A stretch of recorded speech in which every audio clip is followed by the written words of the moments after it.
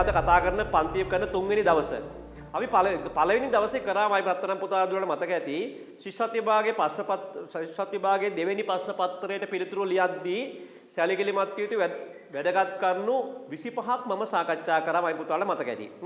පුතාලා දන්නවා මෙහෙදී අපි විශේෂයෙන්ම කරන්නේ මේ ශිෂ්‍යත්ව විභාගයේ අපි ලබන අවුරුද්දේ පැවැත්වෙන ශිෂ්‍යත්ව විභාගයේදී ඉහළම ලකුණකට මයි රත්තරන් දුවල පුතාලා ගෙනියන්න තමයි අපි මේ අප්‍රතිහත ධෛර්යයෙන් මේ වැඩේ කරන්නේ. ඒතකොට අපි ගිය සතියේ කතා කරාමයි පුතේ මතක ඇති දෙවෙනි ප්‍රශ්න පත්‍රයට උත්තර ලියද්දී සැලකිලිමත් යුතු සුවිශේෂී කාරණා 25ක් සාකච්ඡා කරා.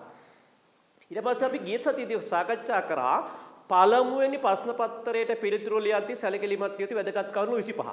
මම මේ ටික තවත් විභාගයේ ආසන්න දවසක වෙනම පාඩම් විදියට පුතේ දෙවෙනි පේපරේදී කරද්දී සැලකිලිමත් යුතු වැදගත් කරුණු ටික පළවෙනි ප්‍රශ්න පත්‍රය ලියද්දී සැලකිලිමත් යුතු වැදගත් කරුණු ටික ඒ වගේම අද කතා කරනවා රචනාවක් ලියද්දී සැලකිලිමත් යුතු සුවිශේෂී කාරණා 25ක් ඉතාම කෙටියෙන්.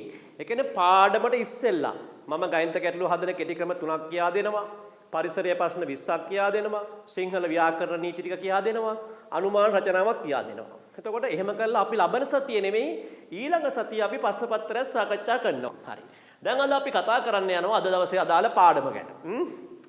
අද අපි කතා කරන්නේ ගණිත ගැටලු හදන කෙටි ක්‍රම. ගණිත ගැටලු හදන කෙටි ක්‍රම. බලන්න පුතේ ඔන්න පළවෙනි ගාන තමයි එකතුවකින් වෙන් කර සොයමු. මොකද්ද මාතෘකාව?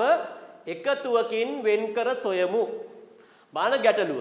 පියල්ගේ සහ අමල්ගේ බර මයි පුතා අපි අද කිව්වා ගණිත ගැටලු හදන කෙටි ක්‍රම සාකච්ඡා කරන්නේ. අපි මේ දක්වා කරේ ශිෂ්‍යත්ව විභාගයේදී රචනාවකට වැඩිම ලකුණු ගන්නෙ කොහොමද කියලා මයි පුතාලා පෙළ ගැස්සුවා. රචනාවකදී වැඩිම ලකුණු ගන්නෙ කොහොමද කියලා. රචනාවක් ලියද්දී සැලකිලිමත් යුතු සුවිශේෂී කාරණා 25ක් මතක් කරා. දැන් ඒක කෙටි ක්‍රම කෙටියෙන්ම තමයි මම සාකච්ඡා කරේ. ඊට පස්සේ මම පුතාලට මේක සවිස්තරාත්මකව වැරවත සාකච්ඡා කරනව දවසක. හරි. දැන් කතා කරන්නේ එකතුවකින් වෙන් කර සොයමු. ශිෂ්‍යත්ව විභාගයේදී ගණිත ගැටලුවක් හදන කෙටි ක්‍රමයක්.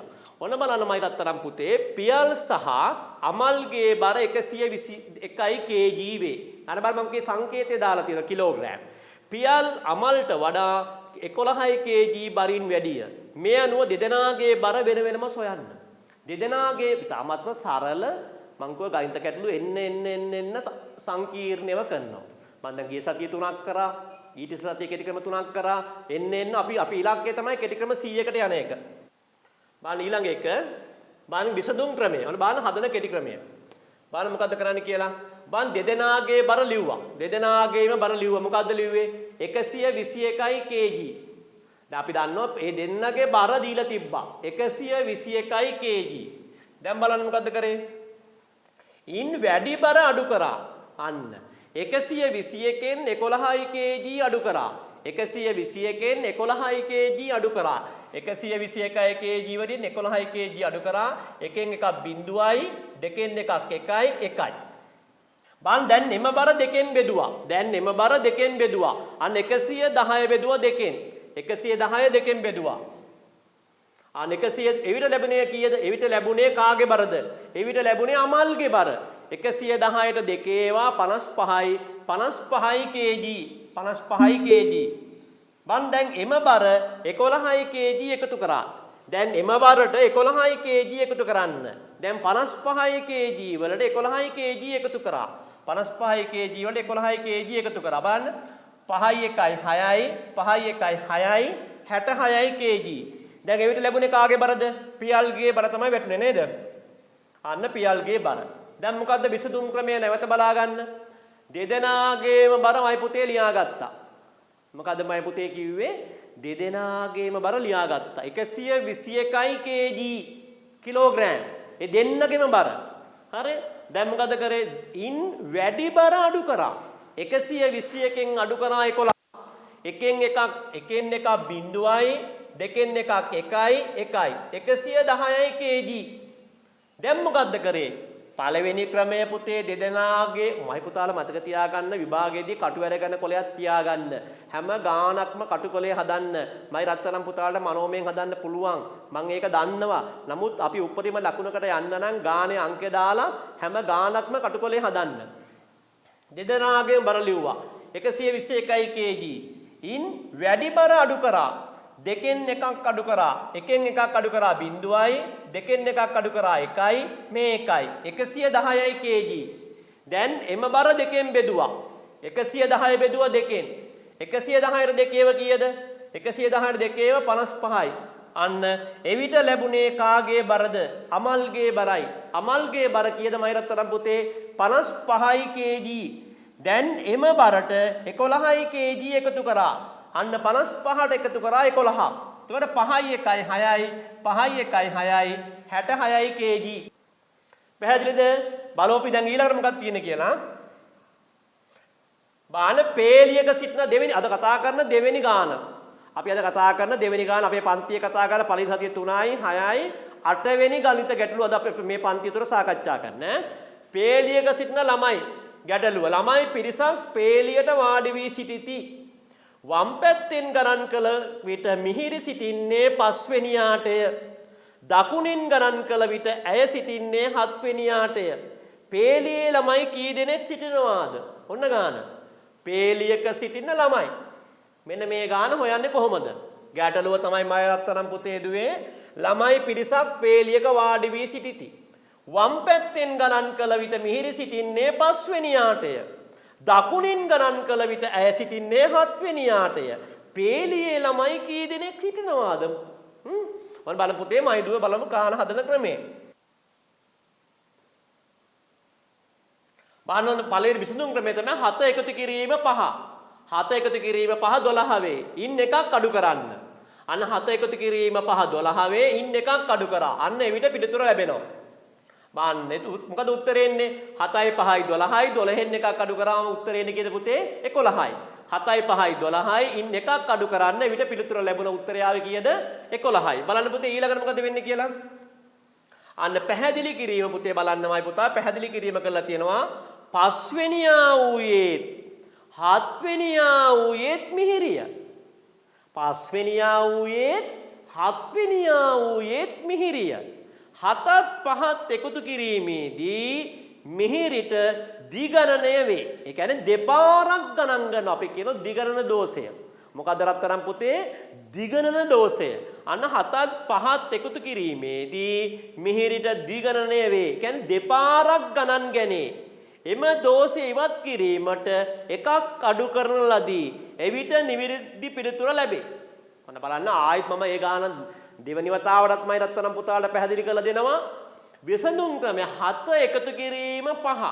7ට 5ක් එකතු කිරීම 12 වේ. ඉන් 7යි 5යි අපි දන්නවා 7ට 5ක් එකතු කරාමයි රත්තරන් පුතේ 12යි කියලා.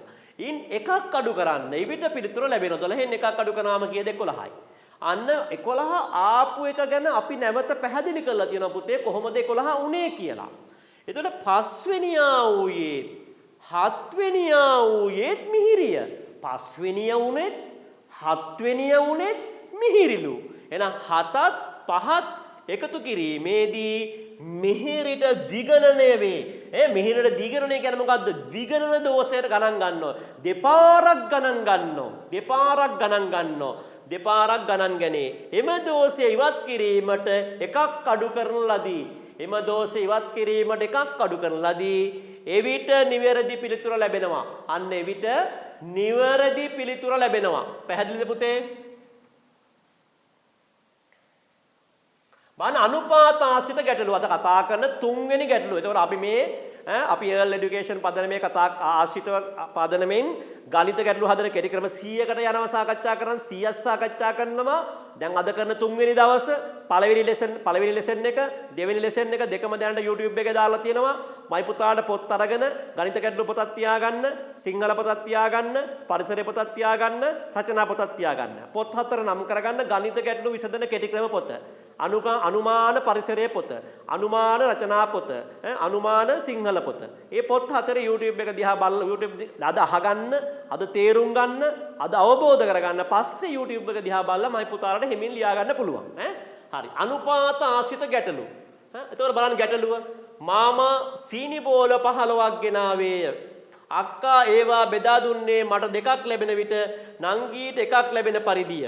නංගීටත් මටත් ලැබුණ සීනි බෝල ගන්න වෙන වෙනම ලියන්න. ඔන්න බලන්න ගැටලුව මාමා සීනි බෝල 50ක් සීනි බෝල 15ක් ගෙනාවේය. මාමා සීනි බෝල කීයක්ද ගෙනාවේ පුතේ 15ක් ගෙනාවේය. අක්කා ඒවා බෙදා දුන්නේ මට දෙකක් ලැබෙන විට නංගීට එකක් ලැබෙන පරිදිය. නංගීටත් මටත් ලැබුණ සීනි බෝල ගණන වෙන් වෙන්ව සොයන්න. අන්න කොහොමද හොයන්නේ මයි රත්තරන් පුතේ? විසඳුම් ක්‍රමය අංක 1. දෙදෙනාටම ලැබුණු ගාන ලියා එකතු කිරීමේ ක්‍රමය. ඔන්න එකක් තමයි මයි පුතේ. මොකද්ද මයි දුව? දෙදෙනාට ලැබුණු ගණන ලියා එකතු කිරීමේ ක්‍රමය. බලන්න. අන්න මට නංගීට එකතුව. නේ බලන්න. මට 2යි නංගීට 1යි 2යි 1යි 3යි. මට 2යි නංගීට 1යි නේ 6යි. මට 2යි 1යි 6 9යි. 2යි 1යි 12යි. දැන් බලන්න 2යි 4යි 6යි මොකද 2යි 4යි 6යි 8යි 10යි 1යි 2යි 3යි 4යි 5යි 3යි 6යි 9යි 12යි කීයද ආවේ 15යි නේ පුතේ. ඔන්න බලන්න මොකද වෙන්නේ එතකොට. අන්න 15යි. මට ලැබුණු ගාන කීයද? මට ලැබුණු ගාන කීයද? 2යි 4යි 6යි 8යි 2යි 4යි 6යි 8යි මේ 2යි 10යි. පැහැදිලිද කියපු දේ? අන්න එහෙනම් නංගිට ලැබුණු ගාන කීයද? 1යි 2යි 3යි 4යි 5යි. නංගිට ලැබුණු ගාන 5යි. මට ලැබුණු ගාන 10යි. විසඳුම් ක්‍රමය 1. දෙදෙනාටම ලැබුණු ගාන ලියා එකතු කිරීමේ ක්‍රමය. දෙදෙනාටම ලැබුණු ක්‍රමය ලියා එකතු කිරීමේ ක්‍රමය. බාල විසඳුම් ක්‍රමය 2. ඒ ගාන හතර දෙවෙනි ක්‍රමය පුතේ. නංගීටත් මටත් බෙදූ අනුපාත එකතු කරන්න. නංගීටත් මටත් බෙදූ අනුපාත එකතු කරන්න. අනුපාත. මොන බලන්න 2 එකතු කිරීම 1. 2යි 1යි 2 එකතු කිරීම 1 2යි 1යි 3යි. මාමාගෙන මුළු සීනි බෝල ගාන ඉහත එකතුවෙන් බෙදන්න. මාමාගෙන මුළු සීනි බෝල ගාන ඉහත එකතුවෙන් බෙදන්න. 15 බෙදීම 3 සමානයි 5යි. 15ට 3 ඒවා 5යි. 15 බෙදීම 3 සමානයි 15ට 3 ඒවා 5යි. ඉහත ලැබුණු පිළිතුරෙන් අනුපාත ගුණ කරන්න. ඉහත ලැබුණු පිළිතුරෙන් අනුපාත ගුණ කරන්න. එවිට පිළිතුර ලැබෙනවා. එවිට පිළිතුර ලැබෙනවා. එහෙනම් මට මොකද්ද? මට 5 වැඩි කිරීම 2 10යි. බලන්න එක ගානක් හදන කෙටි ක්‍රම දෙකක් කියා දීලා තියෙනවා. සමහර වෙලාවට කෙටි ක්‍රම 3ක් කියා දෙනවා. සමහර වෙලාවට ඒ ගාන හදන කෙටි ක්‍රම 4ක් කියා දෙනවා. මයි රත්තරන් පුතාලා මේ මයි පුතාලට මයි දුවලට පහසු ක්‍රමය. ඔයාලට හිතුව මේක වඩා මට මේක ලේසි. දැන් සමහරවිට මං හිතුවා මේක මයි පුතාලට මං ෂර්ට් 4ක් ගෙනත් දෙනවා. නැත්නම් ගවුම් 4ක් ගෙනත් දෙනවා. ඉතින් පුතාලා නිල් පාට සමහරු කැමති, සමහරු රෝස පාට කැමති, සමහරු දම් පාට කැමති, නේ? සමහරු තද නිල් පාට කැමති, සමහරු සුදු පාට කැමති. තමන් කැමති ක්‍රමේ තෝරගන්න සහ හොඳම ක්‍රමේ තෝරගන්න. බලන්න විසඳුම් ක්‍රමය 2. නංගීටත් මටත් බෙදූ අනුපාත එකතු කරා. එහෙනම් 2 එකතු කිරීම 1 සමානයි 3යි. එහෙනම් මාමාගෙන මුළු සීනි බෝල ගාන ඉහත එකතුවෙන් බෙදුවා. 15 බෙදුවා 3ෙන්. 15ට 3 ඒවා කීයද? 15ට 3 ඒවා 5යි. ඉහත ලැබුණු පිළිතුරෙන් අනුපාත ගුණ කරා. එවිට ලැබෙනවා මට ලැබිච්ච ප්‍රමාණය 5 වැඩි කිරීම 2 සමානයි 10යි. එහෙනම් නංගීට 5 වැඩි කිරීම 1 සමානයි 5යි. හරි. අද අපි කතා කරමු පරිසරය. මං කිව්වා අපේ ඉලක්කය තමයි පුතේ ශිෂ්‍යත් විභාගෙට ඉස්සෙල්ලා මගේ ඒකායන පරමාර්ථය තමයි මයි පුතාට ගණිත ගැටලු හදන කෙටි ක්‍රම 100ක් කියා දෙන එක. පරිසරය දැන් අපි තාමත්ම සරල ප්‍රශ්න ඉඳලා යන්නේ. කෙනෙකුට හිතන්න පුළුවන් අපෝ අපේ ශිෂ්‍යත් පන්ති අපෝ හරි සරල දේවල් ඕ අරක අපි කරපුවා අපි දන්නේ ඒවා. දන්න දේ තමයි පුතේ අපිට බැරි වෙන්නේ. අතේ තියෙන දේ තමයි කටේ දා ගන්න බැරි වෙන්නේ. පරිසරයේ ශිෂ්‍යත් විභාගයේදී පරිසරයේ ප්‍රශ්න ලකුණු 30යි අහන්නේ. ලකුණු 30යි ලැබෙන්නේ. කෙටි ප්‍රශ්න 30ක් ලැබෙන්නේ. පරණ සිලබස් එක යටතේ උත්තර 4ක් ලැබුණා. අලුත් නිර්දේශය යටතේ උත්තර 3යි ලැබෙන්නේ. 3න් නිවැරදි පිළිතුර තෝරගන්න තියෙන්නේ. සියලු පරිසර තේමාවන් යටතේ හැම දවසකම මම ප්‍රශ්න 20ක් සාකච්ඡා කරනවා. එන්න ප්‍රශ්නවල ස්වභාවය වෙනස් වෙනවා. එන්න ප්‍රශ්නවල ස්වභාවය වෙනස් වෙනවා. දැන් මම ලබන සතියෙන් පස්සේ ඊළඟ සතියේ ප්‍රශ්න පත්‍රය සාකච්ඡා කරනවා. ඒකට සූදානම් වෙන්න ඕනේ. වන් නිවැරදි පිළිතුර තෝරා යටින් ඉරක් අඳින්න. යම් ජයග්‍රහණයක් ලැබීමට අප සතු තිබිය යුතු ගුණාංගය අපි දන්නවා ජයග්‍රහණය. අපි හිතමු ශිෂ්‍යත්ව විභාගය කියලා. ශිෂ්‍යත්ව විභාගයෙන් ලංකාවෙන් පළවෙනිය වෙන්න. ශිෂ්‍යත්ව විභාගයෙන් දිස්ත්‍රික් ප්‍රථමය වෙන්න. ශිෂ්‍යත්ව විභාගයෙන් ඉස්කෝලේ වැඩිම ලකුණු ගන්න කෙනා වෙන්න. යන්න එහෙනම් මොකද තියෙන්නේ? ඉවසීම, කලබලකාරී බව, අන්මත නොසලකීම. අපි දන්නවා ශිෂ්‍යත්ව විභාගයේදී අපිට තියෙන්න ඕන මොකද්ද? නැත්තම්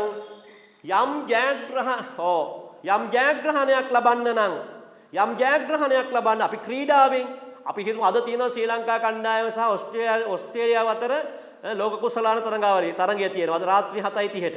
ඉතින් මොකද වෙන්න ඕන? හයියෙන් වේගෙන් ගහද්දී අපි තුමු කැච් එකක් මිස් වුණා කියලා. එතකොට අපි එහෙම වෙන්න පුළුවන්. අපි ඉවසීමෙන් නායකයා එයාට බලින්න ගියොත් එයාගේ තියෙන මොකද වෙන්නේ? ආත්ම මොරාල් එක නැති වෙන්න පුළුවන්. ඉතින් ඉවසීමෙන් ක්‍රීඩා කරන්න ඕන. ජයග්‍රහණය කරන්න නම් ඒ වගේ තමයි අපි යම් විභාගයකින් ජයග්‍රහණය කරන්න නම් අපි කලබලකාරී වුණොත් විභාග ජයග්‍රහණය කරන්න පුළුවන්ද? බෑ.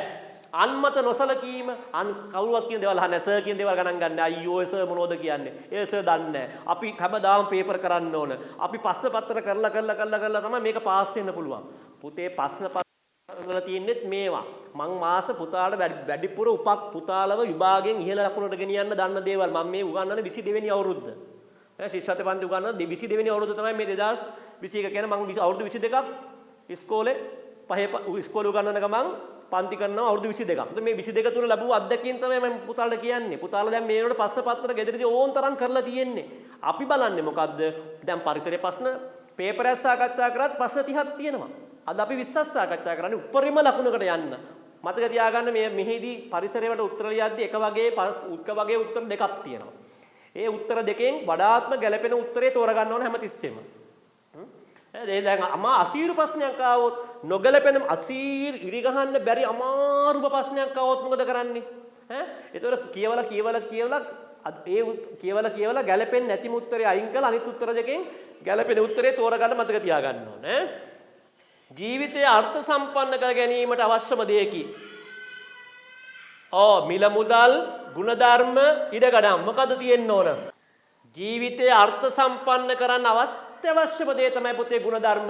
අපි සල්ලි ගොඩ ගහලා, සල්ලි මිටි ගණන් තිබ්බත් වැඩක් නැහැ. අපේ ඉඩකඩම් මොන අක්කර ගණන් ඉඩකඩම් තිබ්බත් වැඩක් නැහැ. අපි ගුණධර්ම වලින් පෝෂිත හොඳ ගුණධර්ම වර්ධනය කරපු කෙනෙක් නොවුනොත් එහෙනම් ජීවිතය අර්ථ සම්පන්න කර ගැනීමට අවශ්‍යම දෙයකි මොකද්ද? ජීවිතය අර්ථ සම්පන්න කරගන්න අවශ්‍යම දෙයකි පුතේ ගුණධර්ම. ජාතික කොඩිය සහ බෞද්ධ කොඩිය එසවීමේදී අපි දන්නවා අපේ ජාතික කොඩිය අපි විවිධාගම් ඉන්නවා නේ බෞද්ධ අපි කියන්නේ ඉස්ලාම් ආගමේ අය ඉන්නවා කතෝලික ආගමේ ඉන්නවා හින්දු ආගමේ ඉන්නවා නේ නමුත් අපි අද කතා කරන්නේ ජාතික කොඩිය සහ බෞද්ධ කොඩිය මේ කොඩි දෙකම මේ ජාතික කොඩිය සහ බෞද්ධ කොඩිය එසවීමේදී මොකද කරන්න ඕන කොඩි දෙකම එකම උසකින් තබන්නේ නේද ජාතිය සහ ආගම කොඩි දෙක එක කොඩියක් පාත් කරලා තියන්නේ කොඩි දෙකම එකම උසින් තියන්නේ මතක තියාගන්න බෞද්ධ කොඩිය මදක් පහළට ඔසවයි නැත්නම් ජාතික කොඩිය මදක් ඉහළට ඔසවයි වැරදි කොඩි දෙකම එකම උසින් තියන්නේ මතක තියාගන්න ජාතික කොඩිය සහ අපි ජාතියයි අපේ ආගමයි අපි හැමෝම ශ්‍රී ලාංකිකයෝ අපේ රටේ සිංහල අයත් ඉන්නවා දෙමළ අයත් ඉන්නවා මුස්ලිම් අයත් ඉන්නවා නේ විවිධ ජාතීන් ඉන්නවා නේ ආදිවාසීනුත් ඉන්නවා නේද සිංහල දෙමළ මුස්ලිම් බර්ගර් ආදිවාසීන් ආගම් බෞද්ධ හින්දු ඉස්ලාම් නේ අපි ගොඩාක් ආගම් ආවනවා අපි හැමෝම ශ්‍රී ලාංකිකයන් විදිහට තමයි ඉන්නේ අපේ කොඩිය ජාතික කොඩිය අද ඕස්ට්‍රේලියාවත් එක්ක පැවැත්වෙන තරඟයේදී අපි ජාතික කොඩිය අරගෙන බලන්න ඒ ඇවිල්ලා ඉන්න නැන්දලා මාමල කොච්චර ජවයකින් කෑ ගහනවද ජාතික කොඩිය කොච්චර මේ උනන්දුවෙන් උසවගෙන ඉන්නවද කියලා මොකද රට ගැන තියෙන හැඟීම අන්න එහෙනම් ජාතිය සහ ආගම අපි හැමෝටම එකයිනේ ජාතික කොඩිය ඉහළට එසවීමේදී මොකද්ද කරන්නේ ජාතික කොඩියට ගෞරවයක් දෙන්න ඕන ජාතික කොඩිය එක සැරේ බසගාලා උස්සන්නේ නැහැ. ජාතික කොඩිය එකවරටම ඉහළට ඔසවන්නේ නැහැ පුතේ. බලන්න ඔය උත්සවවල රාජ්‍ය නායකයා සහභාගී වෙන උත්සව, ත්‍රිවිධ හමුදාපතිරු සහභාගී වෙන උත්සව, හමුදාපති, යුද හමුදාපති, ගුවන් හමුදාපති, පොලිස්පති, ඒ වගේ රාජ්‍ය උත්සව බලන්න නිදහස් උත්සවයේ, ඒ බලන්න නිදහස් උත්සවයේදී ජාතික කොඩිය කොහොමද ඔසවන්නේ කියලා අර කොඩි කණුවක දාලා කරකවන්නේ. මෙහෙම කරකවන්නේ නැහැනේ පුතේ හිමින් නේ. ජාතික කොඩි සීරුවෙන් ඉඳගෙන ජාතියට ගැන ඒක ජාතියට ගෞරවයක් ඇති වෙන විදියට නේ. ඒක කරන්නේ ඒක ක්‍රමක්‍රමයෙන් ඉහළට ඔසවන්න කරන්නේ. කණුවේ 3 කාලක් පමණ ඉහළට ඔසවයි. එහෙම කරන්නේ නැහැ. ජාති කොඩි ඉහළට ඔසවනවා. හරියට සිංහයා දැන් අපි දැකලා තියෙනවා දැන් වෙඩින් වල එහෙම උස්සල එහෙම සිංහයා කකුල් දෙකෙන් හිටගෙන ඉන්නේ. එහෙම දාන්න හොඳ නෑ පුතේ. හැම තිස්සෙම ජාතික කොඩිය දාද්දි ජාතික කොඩියට අගෞරවයක් වෙන විදිහ දාන්න නරකයි. අපි සියලු දෙනා ශ්‍රී ලාංකිකයෝ. සිංහල, දෙමළ, මුස්ලිම්, බර්ගර්, ආදිවාසී අපි ඔක්කොම ශ්‍රී ලාංකිකයෝ. නිසා අපි අපේ ජාතික කොඩියට අගෞරවයක් වෙන විදිහ ජාතික කොඩිය ඔසවන්නේ නෑ. ජාතිය සිංහයා කකුල් දෙකෙන් ඉන්න විදිහට දාන්නේ නෑ. සිංහයා නියම විදිහට සිංහ කොඩිය මේ සිංහයා අතින් අරගෙන තේජාන්විතව ඉන්න විදිහට තමයි ජාතික කොඩිය සිංහයා ඉන්න විදිහට තමයි ජාතික කොඩිය ඔසවන්නේ. මතක තියාගන්න එක. ආධාරක අවශ්‍ය වන වැලකි. අපි දන්නවා වැලක් නම් මොකද වෙන්නේ? දැන් ගහක් නම් කෙලින්ම ඉහළට යනවා. වැලක් නම් එති තමයි යන්නේ නේ. එහෙනම් ආධාරක අවශ්‍ය මොනවද? පුහුල්, කොමඩු, පතෝල. දැන් සමහර වැල් තියෙනවා බිම දිගේ යන වැල් තියෙනවා.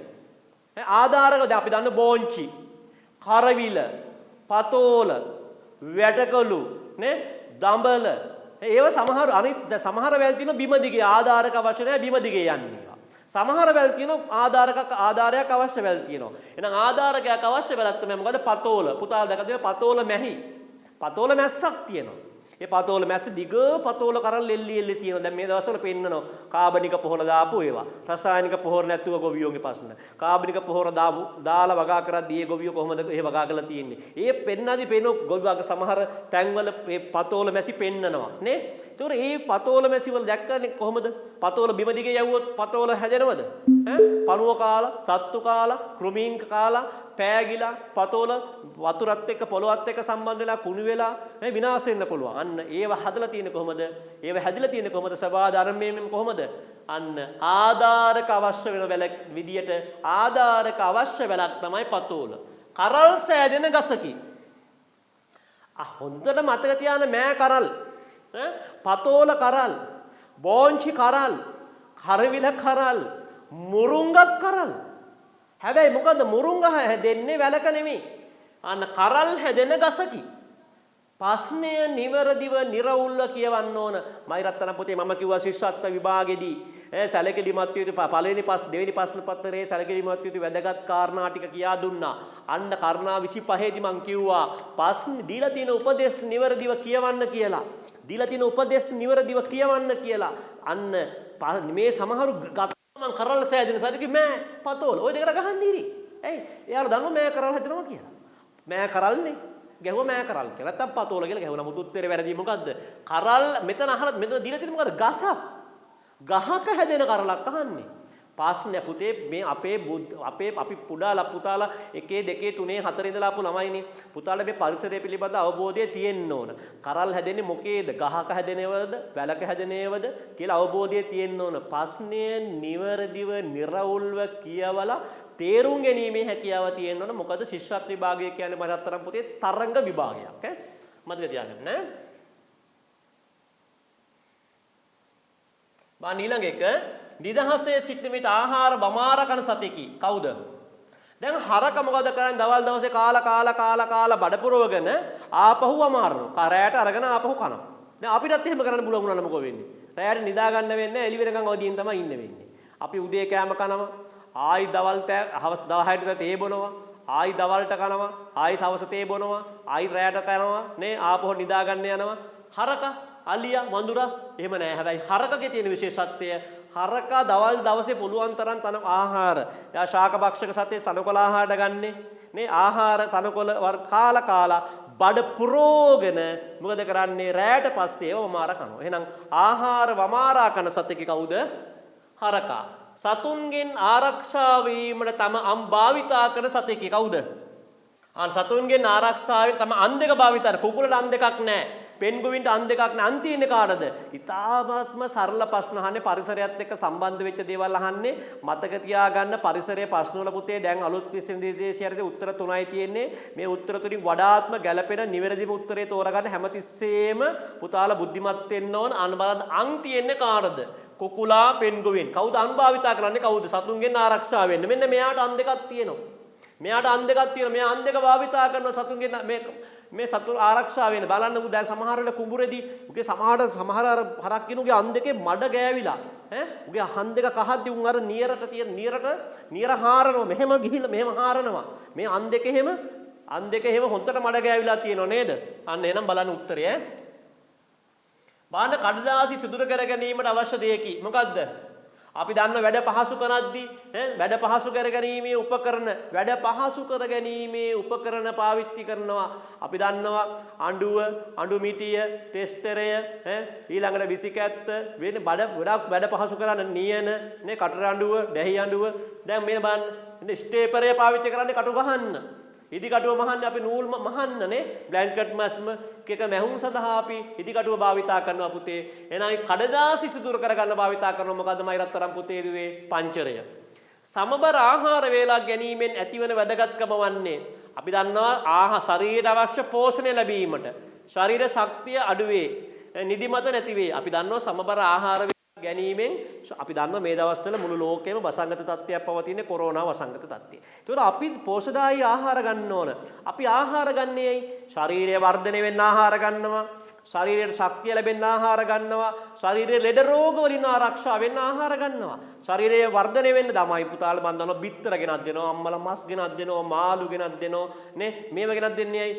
වර්ධනය වෙන්න. ශක්තිය ලබා දෙන්න පිටි සහිත ආහාර දැන් බත් කද්දි ශක්තිය ලැබෙනවා. මයියොක්කාල බතල කද්දි ශක්තිය ලැබෙනවා. පිටි සහිත තෝසේ, පරාටේ නේ, වඩේ ඒව කද්දි ශක්තිය ලැබෙනවා. ඒ වගේම දැන් අපි පළතුරු වර්ග, පලා වර්ග මේවා වැඩිපුර ගනිද්දි මොකද වෙන්නේ? ශරීරයේ ලෙඩ රෝග විටමින් වර්ග ලැබෙනවා. ශරීරයේ ලෙඩ රෝගින් ආරක්ෂා වෙන්න අවශ්‍ය දේ ලැබෙනවා. එහෙනම් සමබර ආහාර වේලක් ගැනීමෙන් ඇති වැදගත්කම වන්නේ මොකද්ද ලැබෙන්නේ? ශරීරයට අවශ්‍ය පෝෂණය. අපි ආහාර වේලක් කියලා ලොකු බත් පිඟානක් කන එක නෙමෙයි කරන්න ඕන. ආහාරවල බත් අපි උදේ සමබර ආහාරයක් වෙද්දි බත් විතර තියෙන බත් තියෙන්න ඕන, එළවලු වර්ගයක් තියෙන්න ඕන, මාළු තියෙන්න ඕන, පලා තියෙන්න ඕන, බත් කාලා පළතුරක් වතුරුපසක් තියෙන්න ඕන. මේ සමබර ආහාර වේලක් කියන්නේ ඒකද? අපි දන්නවා මේ දවස්වල හැමෝටම විවිධ ආර්ථික ප්‍රශ්නත් එක්ක ඉන්නේ.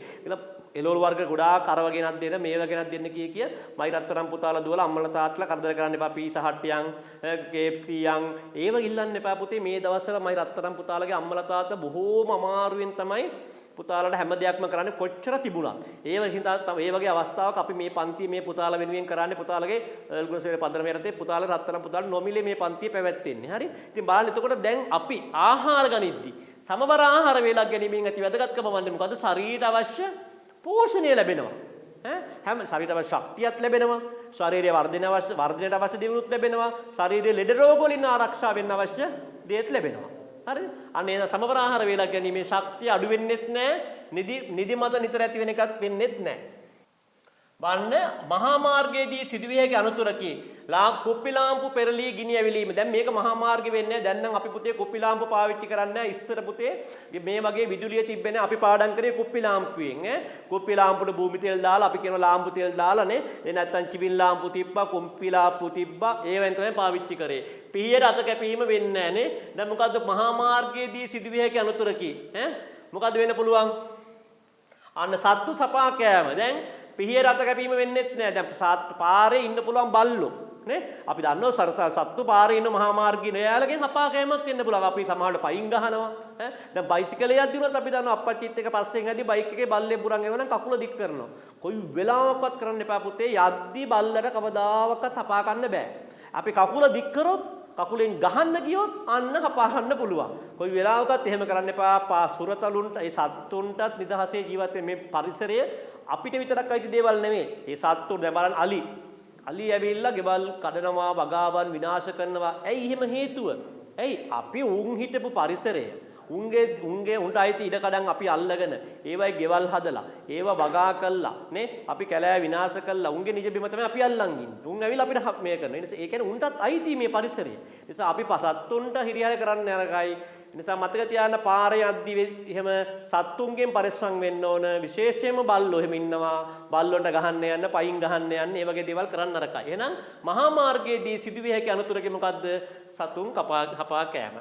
ජලය රැස් කිරීමට මිනිසා විසින් නිර්මාණය කරන ලද්දක් වන්නේ මින් කුමක්ද? දැන් අපි දිය ඇලි වල ජලය රැස් කරන්න බෑනේ. අපි දන්නවා දුම්හිඳ, දියලුම ලංකාවේ ලෝකයේ තියෙන ලස්සනම දිය ඇලි තියෙනවානේ. අද බලන විදේශ සංචාරකයෝ දැන් මේ වෙනකොට ලංකාවේ සංචාරකයෝ එන්න පටන් ගන්න තියෙන කොරෝනා වසංගතයෙන් පස්සේ මේ සංචාරය ලංකාවේ තියෙන ලස්සන රමණීය ස්ථාන බලන්න යනවා. ඇයි මේ දිය ඇලි ඒ වගේම ගංගා දැන් අපි ලෝකේ දිග නේ ලංකාවේ දිගම ගඟ මහවැලි ගඟ. දැන් මේවා ජලය රැස් කරන්නේ නැහැ. රැස් කරද මහවැලි ගඟ නම් අපි ජලය රැස් කරන තැන් තියෙනවා කෘත්‍රිමව නිර්මාණය කළා නේද? මේ වික්ටෝරියා, රන්දැනිගල, රන්ටැබේ ඒවා ඒ හරහා බැමි බැඳලා විදුලි බලය නිෂ්පාදනය කරනවා. නමුත් මේකෙදි ජලය රැස් කිරීම මේසා විසින් නිර්මාණය කළා දක්වන්නේ මින් කුමක්ද? ගංගා නෙවෙයි. මොකද්ද වැව් නේ වැව් මහා සමුද්‍රනේ පරාක්‍රම සමුද්‍රය මින්නේරිය වැව කාන්තලේ වැව මේවෙන් තමයි ගොවිබිම් සරුසාර කරන්නේ නේ පුතාලට අවශ්‍ය ආහාර බත සපයන බී ගොවියන් එයාට අවශ්‍ය ජලය සපයන්නේ වැව් හරහා විශේෂයෙන් අනුරාධපුරයේ පොළොන්නරුව රජරට ප්‍රදේශයේ විශාල වැව් තියෙනවා ඒ වැව් වලින් රැස් කර ගන්නා ජලය තමයි පුතා වගාවන් සඳහා සපයන්නේ එනිසා ජලය රැස් කිරීමට මිනිසා විසින් නිර්මාණය කළ ලද්දක් තමයි පුතේ වැව් අතීතයේ පරිවිද ගෙන යවීමට යොදාගත් කුරුල්ලෙක් කවුද? අතීතයේ මයින් පරවියා. අද වගේ ඊමේල් තිබ්බේ නැහැ, ෆැක්ස් තිබ්බේ නැහැ, SMS තිබ්බේ නැහැ, කෝල් තිබ්බේ නැහැ, WhatsApp පණිවිඩ තිබ්බේ නැහැ, මේල් යවන්න හැකියාවක් තිබ්බේ නැහැ. මොකද යවි සත්තු මාර්ගයෙන් තමයි යන්න. අතීතයේ පරිවිද ගෙන යාමට යොදාගත් කුරුල්ලෙක් මයිනා කහ කුරුල්ලා නෙවෙයි පරවියා. ඉවතලන කුණු රොඩ වලින් ලබාගත හැකි ප්‍රයෝජනය වන්නේ කුමක්ද? ගොඩගසා පිළිස්සීමට හැකියවීම, කොම්පෝස්ට් පොහොර සාදා ගැනීමට හැකියවීම, වෙනත් ස්ථානයකට බැහැර කර ගෙවත්ත පිරිසුදු කර ගැනීමට හැකියවීම. මොකද වඩා නිවැරදි උත්තරේ? අන්න බලන්න අද මේ වෙනකොට අපි ගෙදර වත්තේ කොම්පෝස්ට් පොහොර වලක් හදාගන්න. දැන් අපි දන්නවා දැන් කොම්පෝස්ට් පොහොර කිලෝ 20 පැකට් එක රුපියල් 450යි 500යි. අපිට එහෙම ඕනේ ගේ විදුල වතු ගාන ටික ගෙදර කුස්සිය ඉතුරු වෙන තේකොළ හැමදාම අපි නිතර තේ බොන තේ මණ්ඩි ටික අම්මා කපන ඉවත දාන එළවලු ටික නේ ඒ හාල්මැස් වල ටික නේ මේ ටික ඔක්කොම දාලා අපි ලස්සන කොම්පෝස්ට් වලක් හදන්න පුළුවන් හදලා මොකද්ද අපි මල් වලට අපේ ගෙදර වගා කරන එළවලු වලට නැත්නම් පළතුරු පැලයකට නැත්නම් කෙහෙල් පැලයකට දාන්න පුළුවන් අන්න එහෙනම් ඉවතලන කුණු රොඩ වලින් ලබාගත හැකි ප්‍රයෝජනය කුමක්ද කොම්පෝස්ට් පොහොර සාදා ගැනීමට හැකියවීම කාලීන වැදගත් දෙයක් ඒක නේ පුතේ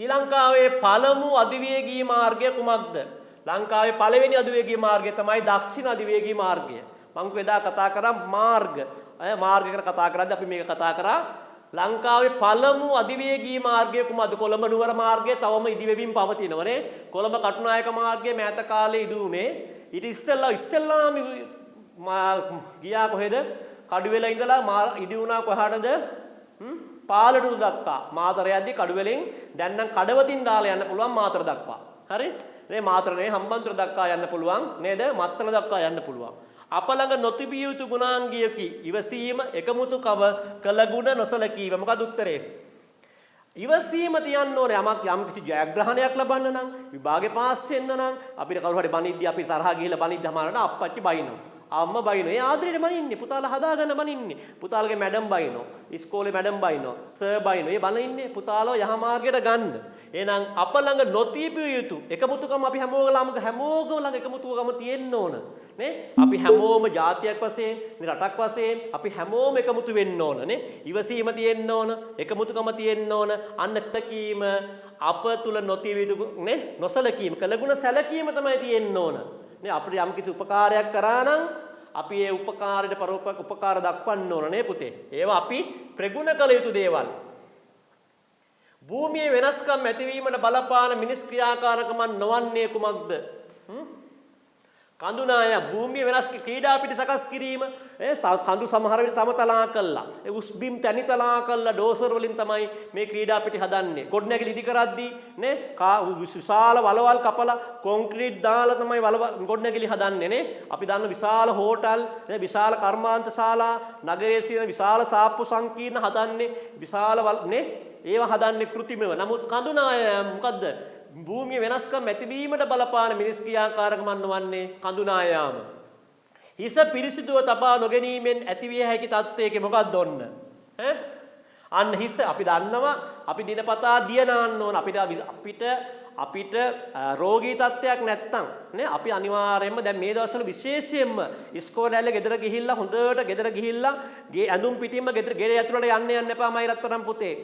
සපත්තු දෙක මේස් දෙක ගලවන්න එළියේ සපත්තු දෙක ගලවන්න අම්මට කියන්න එක්ක පිටිපස්සෙන් ගිහිල්ලා පිටිපස්සේ වෙනම වොෂ්රූම් එකක් හරි නැත්තම් අඩුම ගානේ ෂවර් එක ගාවට හරි ගිහිල්ලා පිටිපස්සෙන් ගිහිල්ලා ඇඳුම් ටික ගලවලා බෑග් එකේ පිටිපස්සෙන් තියලා ඒ ඇඳුම් වෙනම භාජනයකට දාලා නාලා තමයි ගෙට්ට යන්නේ. මෙන්න මේ දිනපතා නෑවෙන් මොකද වෙන්නේ? හිස්සොරි හිස පිරිසුදු තබා නොගැනීමෙන් ඇති විය හැකි තත්ත්වයක් තමයි ඉස්සොරි ඇතිවීම. දැන් මේ දවස්වල මම කිව්වේ හැමදාම නාන්න කියලා කිව්වේ, අත හොදන්න කිව්වේ මේ කොරෝනා තත්ත්වය නිසා. මොකද වෙන්නේ?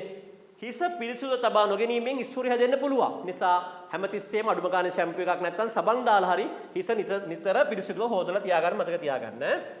ඒ වගේම තමයි පණිවිඩ වැවීමට යොදා ගන්නා පක්ෂියෙකු නොවන්නේ කවුද? කවුද? කපුටා. කවුද පණිවිඩ දැන් කිසි විටක පණිවිඩ වැවීමට යොදා ගන්නා පක්ෂියෙකු නොවන්නේ. කපුටා කැලි කල්සල කාදමමින් පරිසරයේ හිතකාමී සතෙක් මු විනාශ කරන්න නරකයි. සමහරු මු පරිසරයේ මහා කපුට මහා කැත සතෙක්, නරක සතෙක්, ජරා සතෙක් කියලා මෙහි උපකල්පනය කරන එහෙම හොඳ නෑ. මෙයා පරිසර සමබරතාවය ආරක්ෂා කරගන්න පරිසරයේ සිටිය යුතු සතෙක් අපිට නේද? ඒ වගේම ආදිවාසීන් පදිංචි වී සිටින තැනක් නොවේ. කොහෙද? නිලාවේලි කියන්නේ බීච් එකක්. අපි ත්‍රිකුණාමලේ ගියාම අපි යන ත්‍රිකුණාමලේ ගියාම යන්න පුළුවන් ලස්සන බීච් එකක් තියෙන මුහුදු වෙරළක් තියෙනවා. කොහෙද? මාබල් බීච් කියලා ලස්සන බීච් එකක්. ඒක නාවික හමුදාව ගුවන් හමුදාව. ඒකෙන් තමයි ඒක නාලත්තු කරන යන්නේ. ඊට පස්සේ තියෙනවා නිලාවේලි. ලංකාවේ ලස්සන වෙරළක්. ඒකත් ත්‍රිකුණාමලේ කුඩා දොරක් ගියාම තියෙන්නේ මුහුදු වෙරළක්. ඒ ගිහලා නාන්න පුළුවන්. දමානේ සහ දිබුලාගල ආදිවාසීන් ඉන්න ප්‍රදේශ. බලන සිංහල ව්‍යාකරණ. ඊටාම ඉක්මනින් කතා කරන උක්තය නුඹලාය දෙන අතීත කාල වාක්‍ය. කතික බස ලිඛිත බස. මං කිව්වා අතීත කාලය කියන්නේ සිදු වෙලා අවසන්. අතීත කාලය කියන්නේ සිදු වෙලා අවසන්. නුඹලා තරංගයට බයිසිකල් පැද්දා කියලා කතා කරන භාෂාවෙන් කිව්වොත් අපි ලිඛිත භාෂාවෙන් කියනවා නුඹලා තරංගයට බයිසිකල් පැද්දෙහු. මතක තියාගන්න උක්තය නුඹලා යෙදෙන අතීත කාල උක්තය ලෙස නුඹලා යෙදෙන අතීත කාල. නුඹලා අතීත කියන්නේ සිදු වෙලා අවසන් වෙච්ච දෙයක් ගැන. සිදු වෙලා අවසන් වෙච්ච දෙයක් ගැන කියවෙන්නේ. අපි කිව්වා කිසි විටක දැන් අපි 3ේදී 4ේදී 3න් පස්සේ 4ේදී සහ 5ේදී කතා කරන භාෂාවෙන් ලියන්නේ වාක්‍ය. අපි ලියන්නේ මොන භාෂාවෙන්ද? ලිඛිත භාෂාවෙන් ලියන්නේ. මයි රත්තරන් දුවල පුතාලා මතක තියාගන්න හැමතිස්සෙම ලිඛිත භාෂාවෙන් ලියන්න. නුඹලා තරංගයට බයිසිකල් පැද්දා කියන එක අපි ලිඛිත භාෂාවෙන් ලියනවා පුතේ. නුඹලා තරංගයට බයිසිකල් පැද්දෙහු. නුඹලා යහපත් වැඩ කළා. නුඹලා යහපත් වැඩ කළෙහු. නුඹලා යහපත් වැඩ කළෙහු. බාන්න උක්ත පදයේ ලෙස නුඹලා යෙදුණු කතික බසින් නැති වාක්‍ය ලිඛිත බසට හැරවීමේදී අතීත කාල අවසාන ක්‍රියාපදය හූ යන්නෙන් අවසන් කරයි. මේ හූ කියන එක නෙමෙයි හූ යන්නෙන් අවසන් කරයි. නැත්නම් කෙනෙකුට හිතෙන්න පුළුවන් හූ කියන්න කියලා. හූ යන්නෙන් අවසන් කරයි. මොකද මයි රත්තරන් පුතේ දුවේ කිව්වේ උක්තය නුඹලා යෙදෙන අතීත කාල වාක්‍ය කතික බස ලිඛිත බස. අපි කතා කරන භාෂාවෙන් කතා ලියන්නේ කියලා කිව්වා. අපි ලියන්නේ ලිඛිත භාෂාවෙන් කිව්වා. නුඹලා තරංගයට බයිසිකල් පැද්දා. අපි මේ ලිඛිත භාෂාවට ලියනවා නුඹලා තරංගයට බයිසිකල් පැද්දෙහු. නුඹලා යහපත් වැඩ කළා. නුඹලා යහපත් වැඩ කළෙහු. උක්ත පදයේ ලෙස නුඹලා යෙදුණු කතික බසින් නැති වාක්‍ය ලිඛිත බසට හැරවීමේදී අතීත කාල අවසාන ක්‍රියාපදය හූ යන්නෙන් අවසන් වෙයි. හූ යන්නෙන් අවසන් කරයි. මතක තියාගන්න මයි රත්තරන් පුතාලා කොයි වෙලාවකත් මම රචනාවේදීත් එහෙමයි සියලු ව්‍යාකරණ වාක්‍ය ලියද්දී ව්‍යාකරණ කූලව ලියන්න පුරුදු වෙන්න.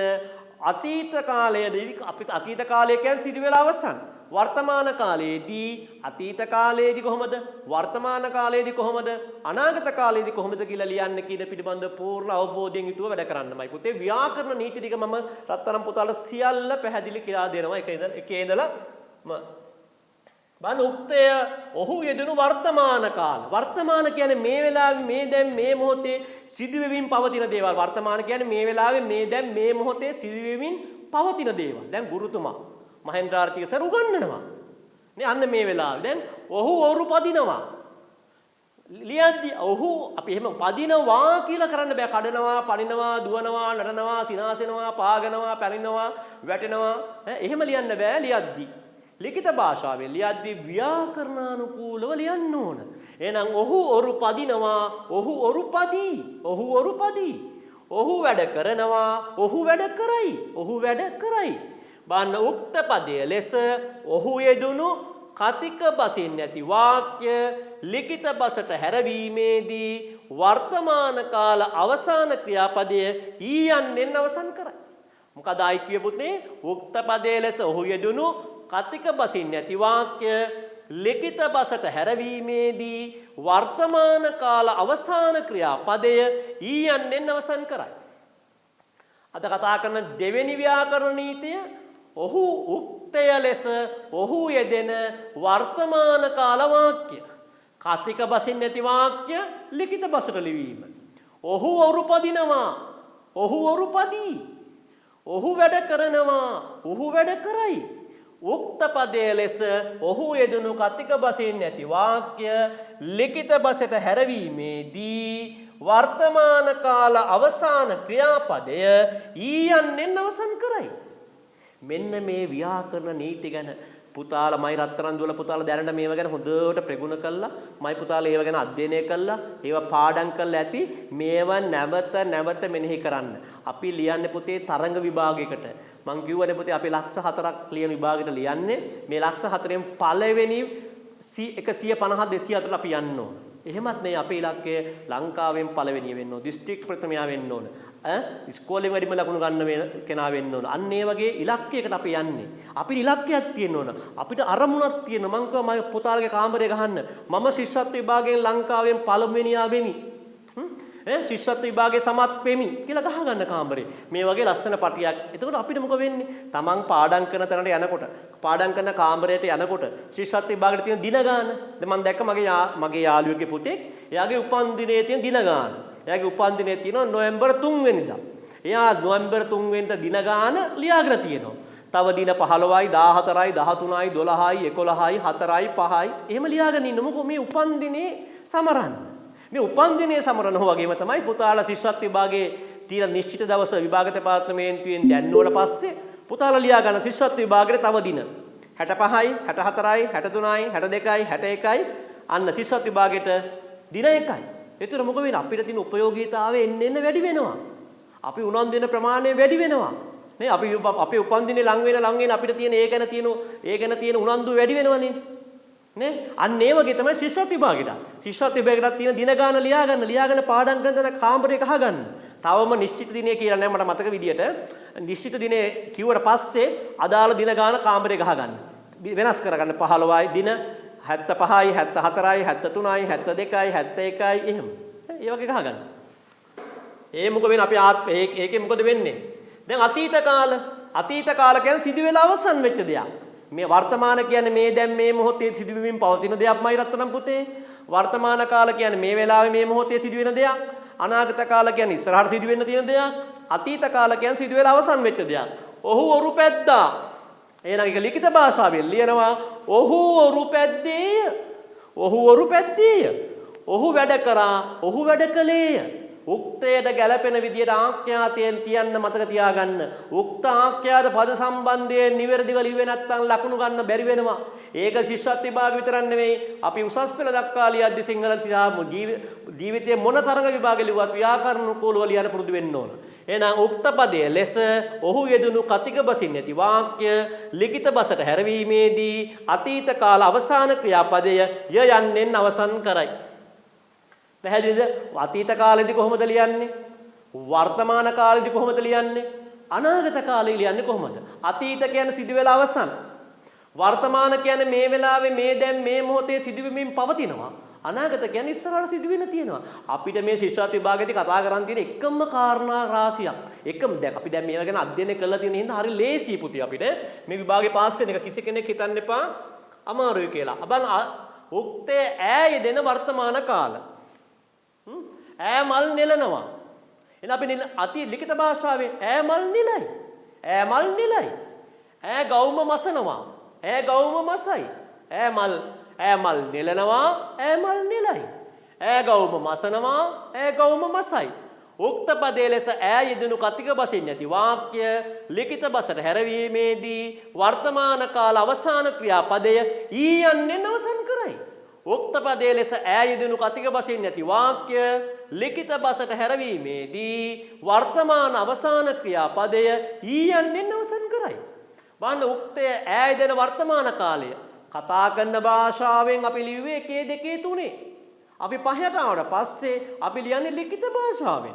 ඈ මල් නෙලනවා කියලා ලියන්නේ අපි ඒක ලිඛිත භාෂාවෙන් ලියනවා ඈ මල් නෙලයි. ඈ ගවුම මසනවා කියලා ලියන්නේ ලිඛිත භාෂාවෙන් ලියද්දී ඈ ගවුම මසයි.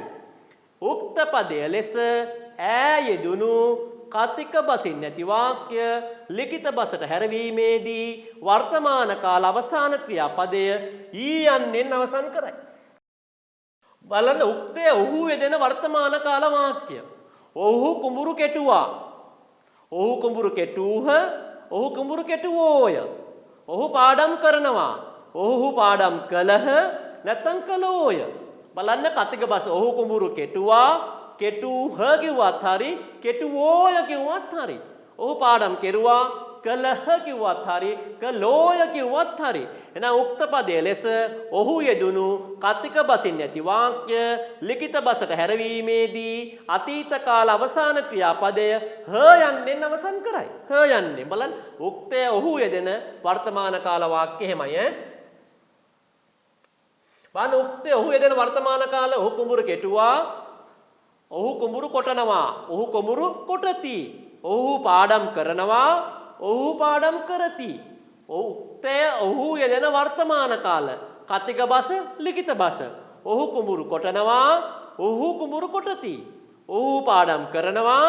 ඔහු පාඩම් කරති. උක්ත පදයේ ලෙස ඔහු යෙදුණු කතික බසින් නැති වාක්‍ය ලිඛිත බසට හැරවීමේදී වර්තමාන කාල අවසාන ක්‍රියාපදය තී යන්නෙන් අවසන් කරයි. පැහැදිලි නේද පුතේ? අතීත කාලේ කතා කරන්නේ ඈ මල් නෙළුවා නෙළුවාය. ඈ ගවුම මැසුවා මැසුවාය. ඔහු කුඹුරු කෙටනවා. ඔහු කුඹුරු කොටති. ඔහු පාඩම් කරනවා. ඔහු පාඩම් කරති. හරි. අපි කළගුණ සැලකීම අවසාන මාතෘකාව රචනාව අපි දැන් කතා කරා රචනාවක් ලියද්දී සැලකිලිමත් යුතු සුවිශේෂී වැදගත් කාරණා 25ක් ගැන. මම මේක මයි රත්තරන් පුතාලා මේ විදිහට ප්‍රසන්ටේෂන් එකක් විදිහට හදලා පාඩම් කරන්න දෙනවා ළඟදිම දිනයක. එහිදී මම මේ රචනාව එක දවසක් සම්පූර්ණයෙන්ම මොකද අපි දන්නවා ශිෂ්‍යත්ව විභාගෙදී තනි ප්‍රශ්නයක් විදිහට වැඩිම ලකුණු ගන්න පුළුවන් ප්‍රශ්නේ රචනාව. මම ඒක හොඳින් දන්නවා මයි රත්තරන් දුවල පුතාලාත් දන්නවා. රචනාවක් ලියද්දී වැදගත් කරුණු සුවිශේෂී වැදගත් කරුණු 25කුත් එක්ක ආදර්ශ රචනා 5ක් සාකච්ඡා කරන එක දවසක. ඒ දවස එනකන් අපි දැනට හැමදාම ශිෂ්‍යත්ව විභාගය ඉලක්ක කරගෙන රචනා 100ක් කරනවා. ඒ අද කතා කරන්නේ අපි තුන්වෙනි රචනාව. කළගුණ සැලකීම උතුම් ගුණයකි. බලන්න කළගුණ සැලකීම ඉතා උසස් ගුණයකි.